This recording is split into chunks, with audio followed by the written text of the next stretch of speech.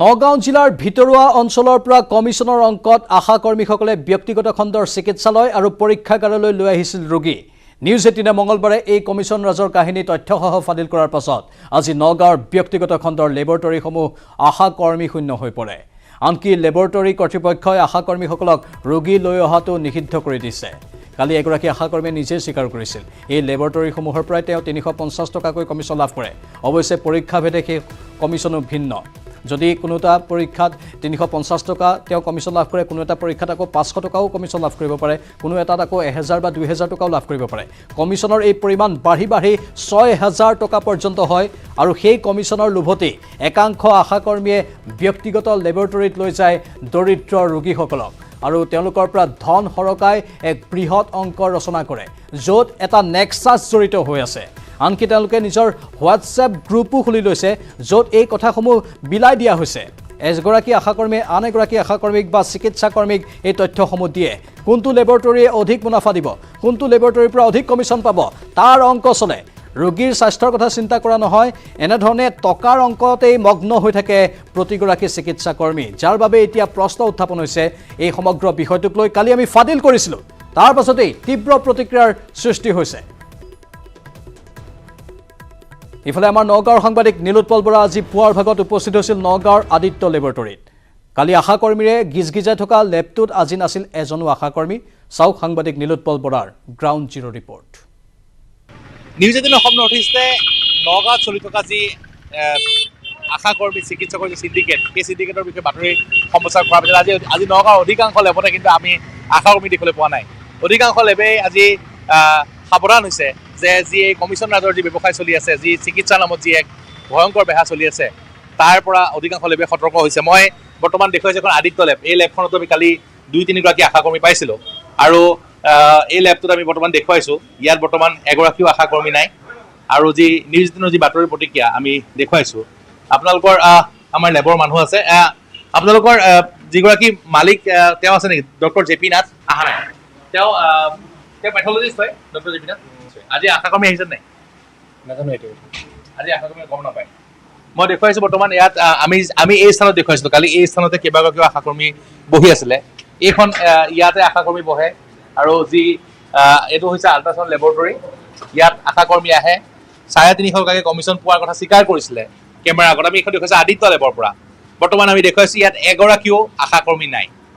আজি সকলো আশাকৰ্মী সাৱধান কৰি দিছে যাতে তেওঁলোকৰ লেবসমূহলৈ নাহে, কাৰণ যিহেতু নিউজ 18 অসম নৰ্থ ইষ্টে যি বাতৰি সম্প্ৰচাৰ কৰি আছিল ধাৰাবাহিকভাৱে, যাৰ পৰিপ্ৰেক্ষিতত সকলো কথা ফাদিল হৈছিলে আৰু আনকি যুটীয়া স্বাস্থ্য সঞ্চালকগৰাকীয়ে স্বীকাৰ কৰিছিলে যে আশাকৰ্মীসমূহে যি তেওঁলোকে চিকিৎসালয়লৈ যোৱা সলনি, চৰকাৰী চিকিৎসালয়লৈ যোৱা সলনি তেওঁলোকে এই লেবসমূহ বা নাৰ্ছিংহোমসমূহত, ব্যক্তিগত নাৰ্ছিংহোমসমূহত তেওঁলোকে যি এইদৰে ঘূৰি ফুৰে, সেই ধৰণৰ তাৰ বিৰুদ্ধে ব্যৱস্থাৰ বিৰুদ্ধে তেওঁলোকে পদক্ষেপ লোৱাৰ কথা কৈছিলে। আৰু আমি ইয়াত এই আদিত্য লেবতো আমি আহি পেলাই আশাকৰ্মী পাইছিলোঁ। তেওঁলোকে গাঁৱৰ মহিলাক লৈ আহিছিলে আৰু আনকি এনেকুৱা আমি এটা লেবলৈ গৈছিলোঁ যিটো লেবত আল্ট্ৰা লেব বুলি কয়। তাত এগৰাকী আশাকৰ্মীয়ে কিন্তু এগৰাকী গৰ্ভৱতী মহিলাই কৈছিল যে তেওঁক কোনো চিকিৎসকক দেখুওৱা নাছিলে, চিকিৎসক নেদেখুৱাকৈ তেওঁ আহিছিলে তেওঁ আল্ট্ৰাচাউণ্ড কৰাবলৈ। গতিকে এনেধৰণৰ অনিয়ম যি সংঘটিত হৈ আছিলে তাৰ বিৰুদ্ধে নিউজ 18 অসম নৰ্থ ইষ্ট যি কেম্পেইন সেয়া অব্যাহত থাকিব। আৰু আমি দেখুৱাইছোঁ যে আমাৰ নিউজ 18 বাতৰি প্ৰতিক্ৰিয়া স্বৰূপে আজি দেখিবলৈ পোৱা গৈছে যে নগাঁৱৰ অধিকাংশ লেবৰ পৰা আজি আশাকৰ্মী অন্তৰ্ধান হৈছে। আনফালে নিউজ 18 এই ঘটনা ফাদিল কৰাৰ পাছত প্ৰতিক্ৰিয়া প্ৰকাশ কৰিছে লেব এছ'চিয়েশ্যনে। লেব এছ'চিয়েশ্যনৰ সভাপতি সুজিত কুণ্ডুৰ লগতে দল সংগঠনে নিউজ 18ক ধন্যবাদ জনোৱাৰ লগতে কমিছন দিয়া লেবৰ বিৰুদ্ধে ব্যৱস্থা লোৱা হ'ব বুলি প্ৰকাশ কৰে। এবাৰ দিছিলোঁ, এনেকৈ নিৰ্দেশনা দিছিলোঁ, তেতিয়া ব্লেক এণ্ড হোৱাইট ৰিটেন একো দিয়া নাই আমাৰ মেম্বাৰবিলাকক। কিন্তু মানে এতিয়া আমি এই সপ্তাহত আমি এটা মানে জেনেৰেল মিটিং পাতিম, মাতি পেলাই আমাৰ সকলো লেবৰেটৰীবিলাকক আমি এটা একদম নটিছ আকাৰে দিম।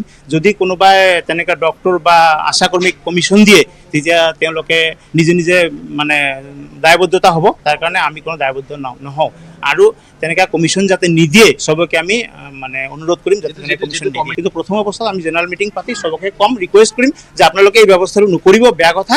আৰু যদি কোনোবাই নিজাববীয়াকৈ কৰিছে তাৰ বাবে তেওঁলোক দায়বদ্ধতা হ'ব, সেইটো আমাৰ কথা নাই।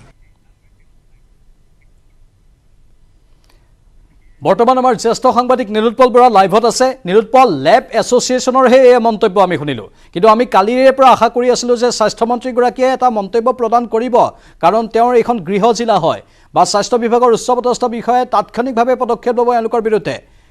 ব্যক্তিগতভাৱে লেব এছ'চিয়েশ্যনে ব্যৱস্থা লোৱাৰ কথা কৈছে, কিন্তু চৰকাৰীভাৱে কোনো ব্যৱস্থাৰ কথা কিয় কোৱা হোৱা নাই? নিশ্চয় নিশ্চয় এইটো ডাঙৰ প্ৰশ্ন প্ৰাঞ্জল। আমি বৰ্তমানো আমি যিখন লেবৰ সন্মুখত আছোঁ, আল্ট্ৰা লেব আমি দেখুৱাইছোঁ। এই লেবখনত আমি যোৱাকালিও আহিছিলোঁ। আমি তেতিয়া এগৰাকী আমি ইয়াত যি ৰোগী পাইছিলোঁ, যিগৰাকী ৰোগীয়ে কৈছে যে তেওঁৰ 5 মাহ হৈছে, তেওঁ 5 মাহৰ গৰ্ভৱতী আৰু তেওঁ কোনো চিকিৎসক নেদেখুৱাকৈ আহিছে। আৰু আমি যি আন এখন লেবত আমি এগৰাকী আশাকৰ্মীয়ে তেওঁ কমিশ্যন লোৱাৰ কথা নিজে স্বীকাৰ কৰিছিলে। আন এখন লেবত আমি পাইছিলোঁ আশাকৰ্মী বহি আছিলে। আজি পুৱা কিন্তু আমি যেতিয়া এই লেবসমূহলৈ গৈছিলোঁ, তাত কিন্তু এগৰাকীও আশাকৰ্মী আমি দেখিবলৈ পোৱা নাই। অৰ্থাৎ নগাঁৱৰ সকলো লেবে বৰ্তমান আশাকৰ্মীক সাৱধান কৰি দিছে যাতে তেওঁলোকৰ লেবসমূহলৈ নাহে।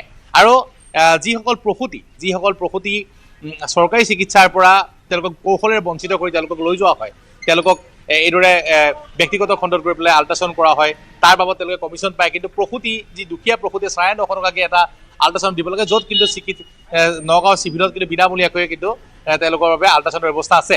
আৰু আপুনি যিটো কথা কৈছে যে আজি যিগৰাকী সুজিত কুণ্ডু, তেখেতে ইতিমধ্যে কৈছে যে লেবসমূহক তেওঁলোকে নিৰ্দেশনা দিব যাতে কোনো পধ্যে চিকিৎসকক কমিশ্যন নিদিয়ে, আশাকৰ্মীক যাতে কমিশ্যন নিদিয়ে। কিন্তু চৰকাৰৰ ফালৰ পৰাও যি স্বাস্থ্যমন্ত্ৰীগৰাকী যিহেতু এখন গৃহ জিলা, কেশৱ মহন্তৰ গৃহ জিলা, গতিকে চৰকাৰৰ ফালৰ পৰা এই ক্ষেত্ৰত ব্যৱস্থা লোৱাৰ প্ৰয়োজন আছে। আৰু আমি যি কালি যি ষ্টিং অপাৰেশ্যন কৰিছিলোঁ, আমি গোটেই দিনটো আমি কালি এই বিষয়ে আমি যি বাতৰি সম্প্ৰচাৰ কৰিছিলোঁ, তাৰ প্ৰতিক্ৰিয়া স্বৰূপে কিন্তু দেখিবলৈ পোৱা গৈছে যে নগাঁৱত আজি কিন্তু যথেষ্ট যিসমূহ ব্যক্তিগত লেব আছে সেই লেবসমূহৰ পৰা আশাকৰ্মী আঁতৰি গৈছে। কিন্তু যদি 2-3 দিনৰ কাৰণে আঁতৰি গৈছে, পিছত যদি পুনৰ হয়, আমি কিন্তু পুনৰ অভিযান চলাম, পুনৰ কিন্তু আমি উদঙাই দেখুৱাম। কিন্তু চৰকাৰৰ যে কেতিয়া পদক্ষেপ ল'ব সেয়া ডাঙৰ প্ৰশ্ন, কাৰণ চৰকাৰে কিন্তু এই ক্ষেত্ৰত পদক্ষেপ ল'ব লাগিব।